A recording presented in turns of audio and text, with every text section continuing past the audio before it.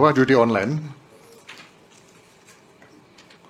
kondisinya saat ini memang sudah cukup meresahkan, mengkhawatirkan dan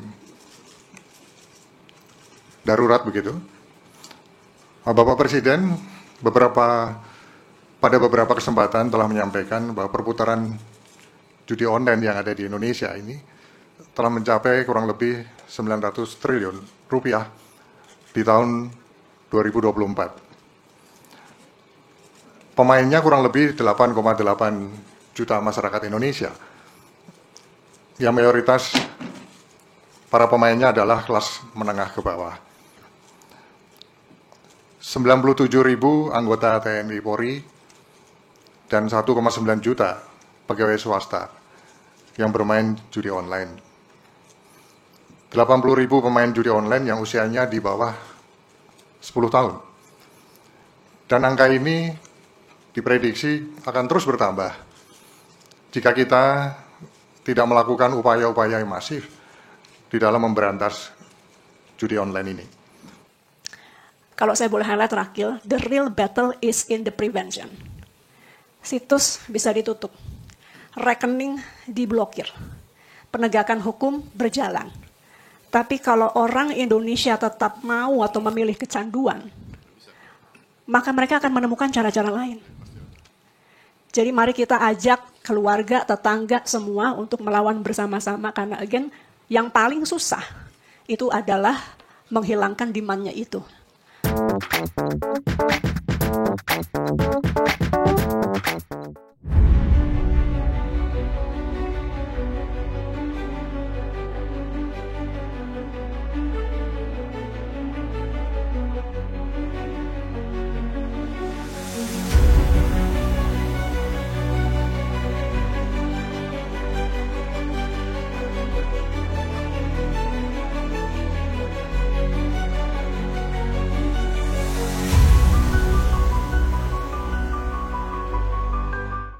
Halo warga digital dimanapun berada, jumpa kembali dengan saya Heru Sutadi di kanal Republik Digital. Di kanal ini kita akan banyak membahas mengenai perkembangan digitalisasi baik di Indonesia maupun di dunia. Kita akan banyak ngobrol, memberikan informasi dan juga berdiskusi mengenai hal-hal terkait dengan digital. Dari ekonomi digital, kecerdasan buatan, perlindungan data pribadi, keamanan siber, digital lifestyle, telekomunikasi dan juga teknologi informasi. Isu judi online nampaknya belum juga selesai di Indonesia. Hal itu bahkan ditengarai angka yang ditransaksikan di judi online makin meningkat. Bila sebelumnya sempat disampaikan angka yang ditransaksikan itu mencapai 300 triliun, kemudian 700 triliun, tapi kini angka baru disampaikan oleh Menko Polkam, Bapak Budi Gunawan yang menyampaikan bahwa angka yang ditransaksikan di judi online mencapai 900 triliun rupiah. Sehingga adalah hal yang menarik bila mana kita kali ini masih membahas mengenai judi online, khususnya adalah bagaimana upaya pemberantasan judi online yang dilakukan pemerintah. Karena sebagaimana kita ketahui dalam beberapa waktu terakhir terkait dengan judi online, ada hal-hal yang memang cukup juga mengagetkan, di mana adanya keterlibatan dari oknum di Kementerian Komunikasi dan Digital yang kemudian disebutkan sebagai pembina judi online. Dan kemarin juga telah disampaikan oleh DES yang dibentuk oleh Menko Polkam Budi Gunawan mengenai bagaimana perkembangan penanganan judi online di Indonesia. Kita simak satu persatu apa yang disampaikan para menteri dan juga wakil dari lembaga yang terkait juga dengan penanganan judi online. Des Pemberantasan Judi Online yang dibentuk oleh Menko Polkam Budi Gunawan memiliki 3 langkah strategis. Yang pertama adalah bagaimana bekerja sama dengan penyedia jasa internet dan juga telekomunikasi untuk secara sistematis melakukan pemblokiran terhadap situs-situs judi online. Kemudian yang kedua adalah bagaimana menelusuri aliran dana dari transaksi judi online ini. Dan yang ketiga tentu melakukan kampanye yang masif tentang bahaya judi online. Berikut ini apa yang disampaikan oleh Menko Polkam Budi Gunawan. Baru saja pemerintah dalam hal ini kementerian lembaga yang terkait bersama TNI, kemudian Polri, Kejaksaan, BSSN, kemudian Bank Indonesia, OJK, dan PPATK telah menindaklanjuti hasil capaian dari Des Penanganan Judi Online, serta Des Keamanan Cyber dan Perlindungan Data. Rekan-rekan media sekalian, bahwa judi online, kondisinya saat ini memang sudah cukup meresahkan, mengkhawatirkan, dan darurat begitu. Bapak Presiden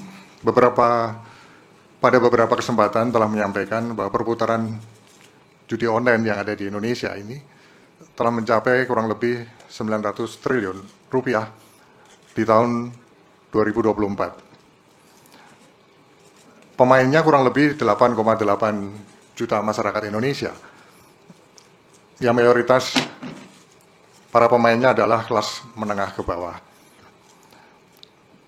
97.000 anggota TNI Polri dan 1,9 juta pegawai swasta yang bermain judi online. 80.000 pemain judi online yang usianya di bawah 10 tahun. Dan angka ini diprediksi akan terus bertambah jika kita tidak melakukan upaya-upaya yang masif di dalam memberantas judi online ini. Masifnya jumlah judi online ini dapat dipahami karena judi online menurut pakar cyber security itu dapat mendatangkan hormon endorfin yang membuat pemainnya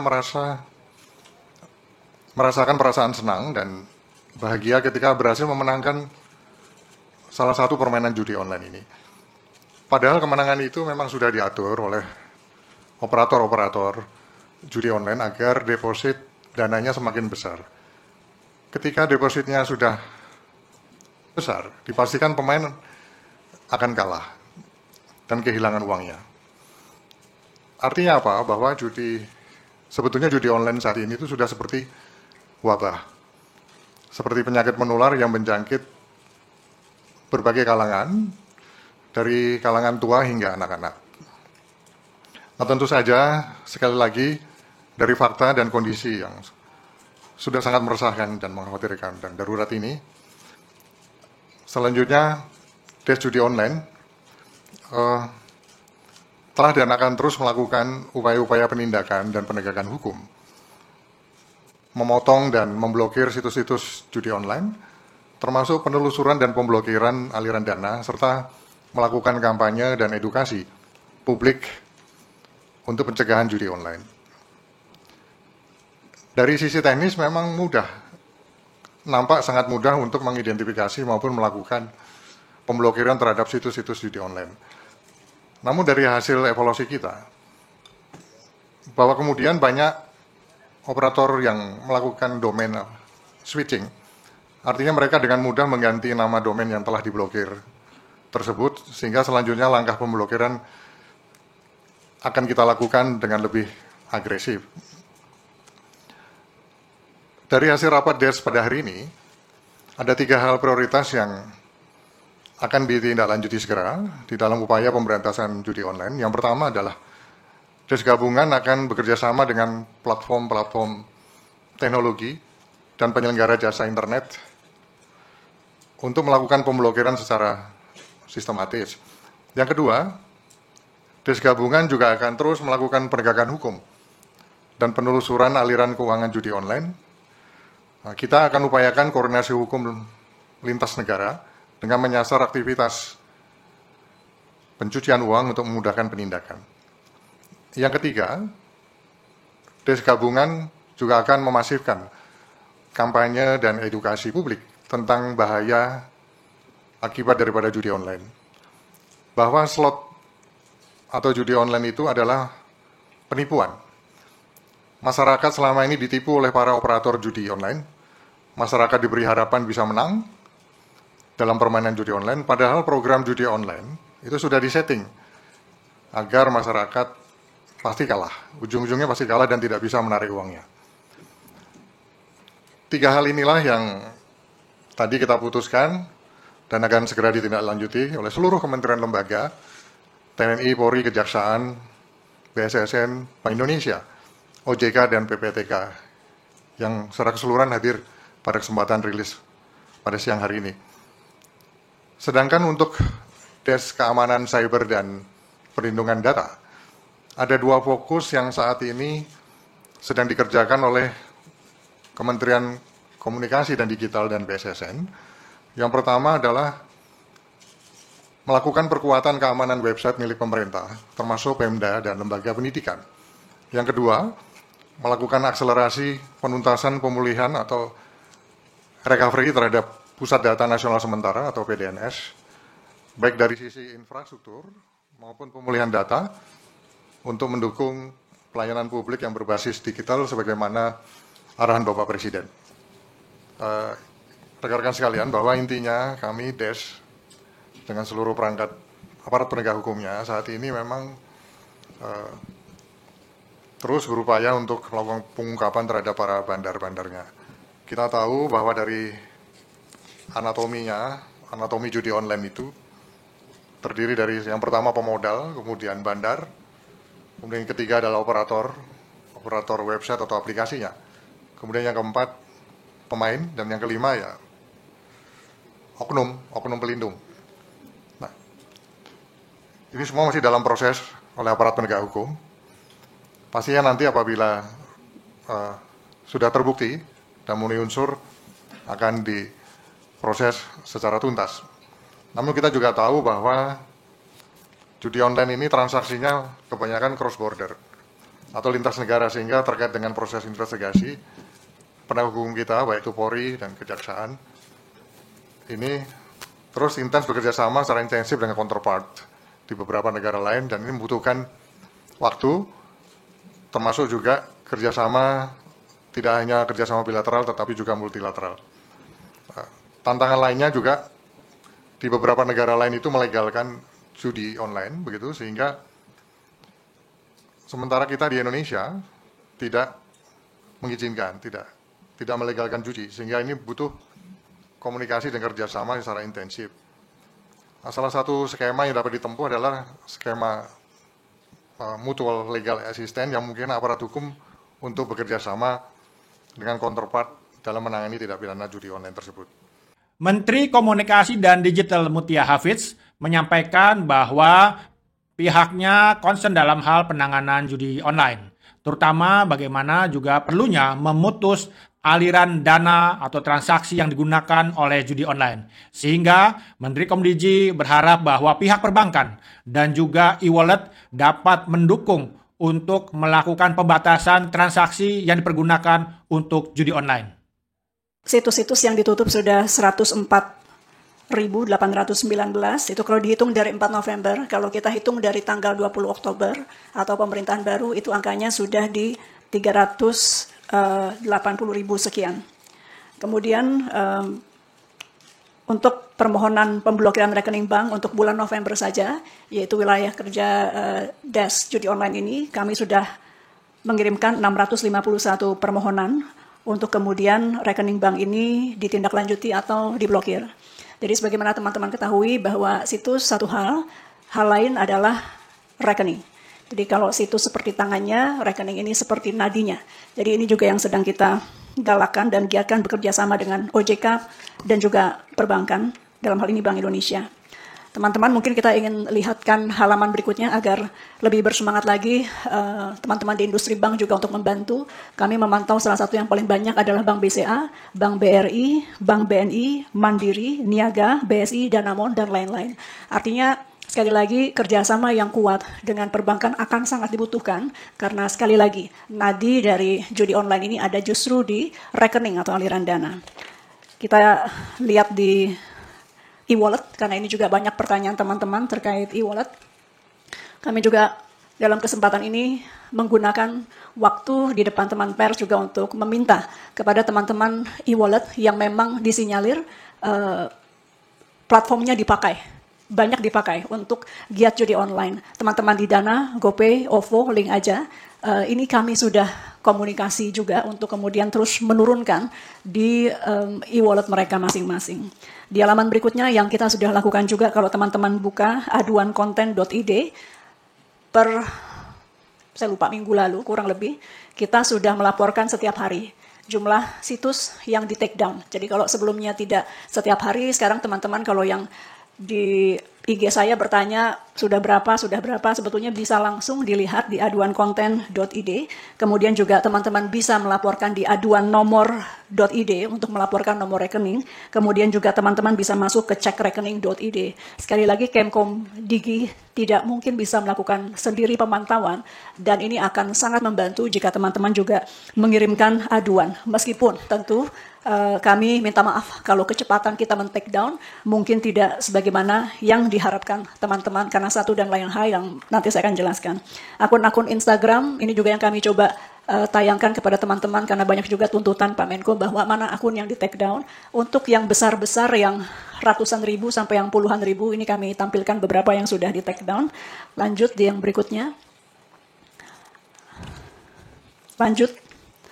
Termasuk ini yang juga banyak sekali aduan masuk, untuk teman-teman ketahui bahwa pemerintah, dalam hal ini Kemkom Digi, dalam rangka menutup situs ataupun juga aplikasi, kadang-kadang harus berhadapan juga dengan tuntutan balik. Nggak apa-apa kita hadapi. Kalau memang itu aduan dari masyarakat, kita akan tutup.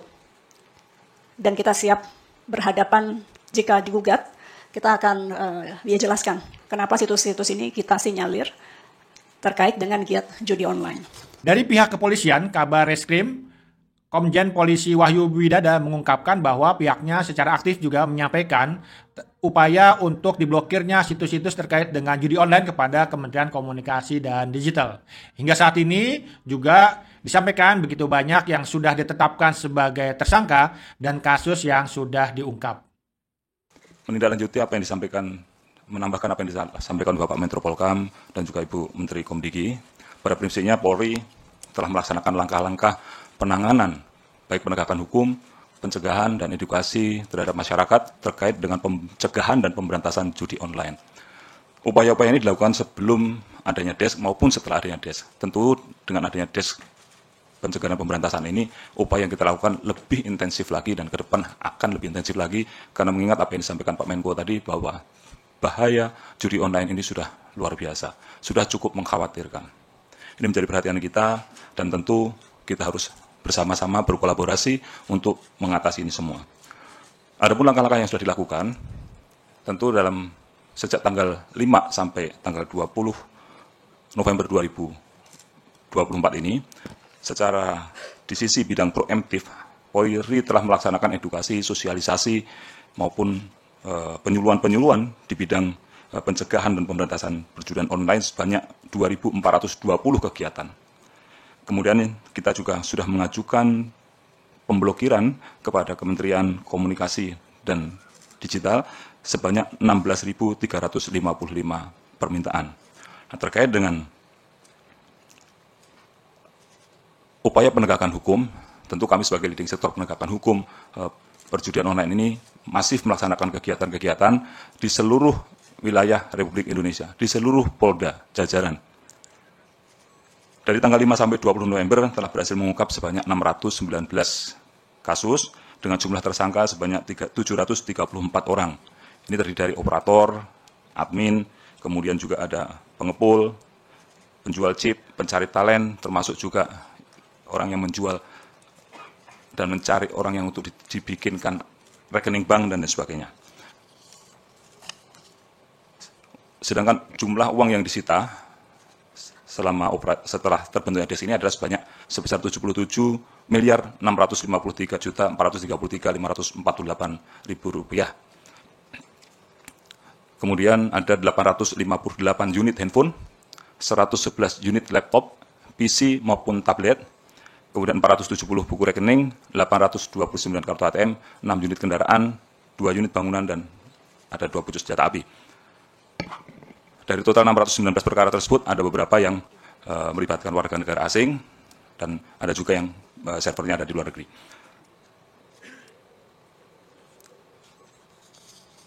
Kemudian terkait dengan upaya-upaya lain yang nanti akan dilakukan adalah tentu kita akan melaksanakan aset tracing terhadap penggunaan atau pemanfaatan uang yang diperoleh dari judi online ini, maupun yang kedua juga dengan melaksanakan TPPU. Yang tak kalah menarik juga diungkap oleh Kementerian Pendidikan Tinggi, Sains dan Teknologi, Satrio Sumantri Brojonegoro, bahwa 960.000 pelajar dan mahasiswa, khususnya sebagian besar adalah mahasiswa, terlibat dengan judi online. Mau tahu apa yang disampaikan? Berikut ini cuplikannya. Terkait dengan judi online, maka kelompok pelajar dan mahasiswa yang terlibat sampai saat ini berjumlah total 960.000. Sebagian besar adalah mahasiswa. Untuk itu, Kemdikti-Saintek sudah memerintahkan kepada setiap pemimpin perguruan tinggi negeri swasta untuk berupaya mencegah keterlibatan dosen, mahasiswa, dan tenaga pendidikan supaya tidak terlibat kepada judi online. Dari pihak Bank Indonesia juga mereka ingin memastikan bahwa layanan perbankan tidak digunakan untuk hal-hal yang negatif, termasuk juga dimanfaatkan untuk menjadi bagian dari transaksi judi online. BI ingin memastikan sistem pembayaran kita tidak digunakan atau memfasilitasi kegiatan ilegal, termasuk judi online. Nah, bagaimana BI melakukan pencegahan tersebut? Kita memiliki two line of defense. Ya. First line of defense-nya adalah di sisi penyedia jasa pembayaran, baik itu bank maupun non-bank. Jadi penyedia jasa pembayaran atau PJP itu wajib memiliki fraud detection system, ya, untuk mengidentifikasi rekening-rekening yang digunakan dalam transaksi judi online atau fraud lainnya. Nah, daftar rekening yang diidentifikasi digunakan untuk kegiatan judi online atau fraud lainnya ini kemudian di-share kepada industri. Ya, bukan hanya milik sendiri, tapi di-share kepada industri sehingga semua bisa mengantisipasi. Dan rekening itu juga di-share kepada Bank Indonesia, disampaikan kepada Bank Indonesia, dan oleh Bank Indonesia daftar rekening itu kemudian masuk ke dalam sistem BI Fast. Ya, untuk memastikan bahwa begitu transaksi ini digunakan di dalam BI Fast, maka akan ditolak. Jadi itu yang kami lakukan. Nah, Bank Indonesia juga melakukan edukasi kepada masyarakat, khususnya para nasabah di sistem pembayaran ini, karena ini banyak sekali digunakan oleh masyarakat, dan ini kami terus lakukan edukasi baik melalui media televisi maupun di media-media sosial. Nah, sejauh ini rekening-rekening yang telah ditemukan oleh PJP dan oleh Bank Indonesia itu ada 7.500 dan hampir 100% sudah dibekukan. Ya, sebelum kita membahas bagaimana pendapat dari Republik Digital tentang upaya pemerintah dalam pemberantasan judi online di Indonesia, jangan lupa teman-teman warga digital semua untuk memberikan like, subscribe, dan share video ini agar video ini menjadi lebih bermanfaat, dan jangan di-skip agar kita tidak gagal paham mengenai pemberantasan judi online di Indonesia. Yang pertama, tentu kita apresiasi dengan langkah yang dilakukan pemerintah, terutama dengan membentuk Desk Pemberantasan Judi Online. Memang ini merupakan bukan hal baru. Kementerian Koordinator Politik Hukum dan Keamanan sebelumnya juga membentuk Satgas Pemberantasan Judi Online. Dan itu juga anggotanya juga cukup beragam dari banyak kementerian dan lembaga. Namun memang catatannya adalah kita berharap bahwa di dalam DES yang dibentuk ini dari semua kementerian dan lembaga memiliki tujuan yang sama, adalah bagaimana kita bisa memberantas judi online di Indonesia sampai ke akar-akarnya. Oke lah, kita tidak bisa memberantas 100%, tapi harus ada upaya maksimal bagaimana judi online ini diberantas di Indonesia. Karena betapapun dengan angka transaksi yang mencapai 900 triliun, tentu ini sumber daya ekonomi masyarakat yang disedotnya sehingga masyarakat juga kehilangan daya beli. Kemudian juga bisa memiskinkan masyarakat. Yang kaya bisa miskin, apalagi kemudian yang miskin gitu ya. Ini yang memang perlu kita sama-sama pahami bahwa judi online ini memberikan dampak yang tidak bagus. Sebagaimana pernah kita juga sampaikan adalah bahwa misalnya dalam rumah tangga terjadi percecokan karena sumber daya ekonominya kemudian dipertaruhkan di judi online yang kemudian itu tidak kembali. Anak-anak terlantar, suami istri bertengkar, ada kekerasan dalam rumah tangga, perceraian juga meningkat. Kemudian juga termasuk juga yang tidak bisa kita nafikan juga terjadinya beberapa peristiwa bunuh diri akibat permainan judi online. Namun catatan juga adalah bahwa jangan sampai ada yang berkhianat di antara kita.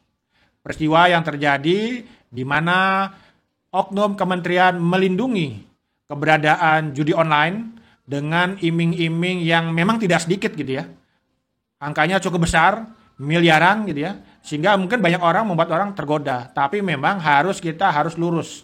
Jangan sampai kita kemudian tergoda yang membuat upaya pemberantasan judi online di Indonesia akan gagal lagi. Gitu. Yang kedua adalah bahwa judi online juga merupakan pertarungan propaganda. Karena betapapun bagaimana orang mau menggunakan judi online kalau tidak ada ajakan, tidak ada informasi yang terus disusupi ke dalam otak masyarakat Indonesia untuk menggunakan judi online. Memang tawarannya adalah cukup menarik. Kaya dalam waktu cepat, mendapatkan uang banyak dalam waktu singkat. Walaupun memang ini kan hanya propaganda, fata morgana atau iming-iming. Sehingga upaya edukasi yang masif harus dilakukan. Ya, pemerintah juga jangan segan-segan untuk mengucurkan dana terkait dengan edukasi bagi masyarakat agar mereka tidak terjebak menggunakan judi online. Termasuk juga bagaimana membatasi keuangan masyarakat yang didapat dari pinjaman online. Sebab bukan rahasia lagi bahwa dana yang didapat dari pinjaman online yang begitu mudah didapatkan tanpa dilakukan seleksi atau filtering siapa yang bisa meminjam, siapa yang boleh meminjam dan memiliki potensi untuk mengembalikan, itu kan juga sampai sekarang kurang dilakukan sehingga semua orang bisa meminjam walaupun mungkin tidak bisa mengembalikan. Inilah uangnya kemudian digunakan untuk judi online. Sehingga edukasi tentu perlu dilakukan, pemberdayaan masyarakat harus terus ditingkatkan, terutama adalah dari rumah tangga. Dengan peningkatan pemahaman mengenai bahaya judi online di kalangan keluarga, kemudian juga termasuk juga sekolah, pemuka agama, memang ini merupakan hal-hal yang harus kita lakukan secara lebih masif untuk bagaimana kita menyaingi atau melawan propaganda yang juga cukup masif dilakukan oleh bandar dan ekosistem dari judi online. Yang ketiga adalah bahwa ekosistem judi online tidak hanya berada di Indonesia. Tapi memang diakui atau tidak, banyak juga bandar-bandar atau juga pemilik modal yang berada di luar negeri. Sehingga upaya memerangi judi online harus juga kita menjalin kerjasama internasional. Karena betapapun memang hukum Indonesia itu kita melarang perjudian. Sementara negara-negara lain mungkin ada yang memang terbuka terhadap perjudian. Sehingga kerjasama internasional mutlak untuk dilakukan. Last but not least, pemberantasan judi online juga bukan merupakan pekerjaan 1 hari atau 2 hari. Tapi memang diperlukan konsistensi untuk kita terus melawan dan memberantas judi online. Pengalaman yang lalu-lalu membuktikan bahwa upaya on-off yang dilakukan oleh pemerintah ini kemudian tidak membuat judi online tersebut makin mengecil, tapi justru makin membesar. Kita harapkan bahwa pemberantasan judi online ke depan harus terus-menerus dilakukan, seluruh upaya harus dimaksimalkan, setidaknya kita bisa meminimalisir dampak yang terjadi pada masyarakat, kemudian juga agar uang-uang rakyat Indonesia yang jumlahnya tentu juga sangat besar, 900 triliun, ini bisa kita selamatkan untuk kepentingan yang lebih baik bagi keluarga. Apakah itu pendidikan, kesehatan, sandang, pangan, dibanding kemudian ini hanya memperkaya pihak-pihak bandar, selebgram, influencer yang mungkin juga tidak memberikan kontribusi apa-apa terhadap ekonomi Indonesia. Oke, Cukup sudah episode kita kali ini. Terima kasih bagi warga Republik Digital dimanapun berada yang telah menyaksikan tayangan ini dari awal sampai akhir sehingga tidak gagal paham mengenai pemberantasan judi online di Indonesia. Kita ketemu kembali di episode berikutnya yang tentu tidak kalah menarik, tidak kalah hangat membahas hal-hal yang terkait dengan perkembangan digital di Indonesia dan juga dunia. Saya Heru Sutadi, pamit mundur. Terima kasih, sampai jumpa.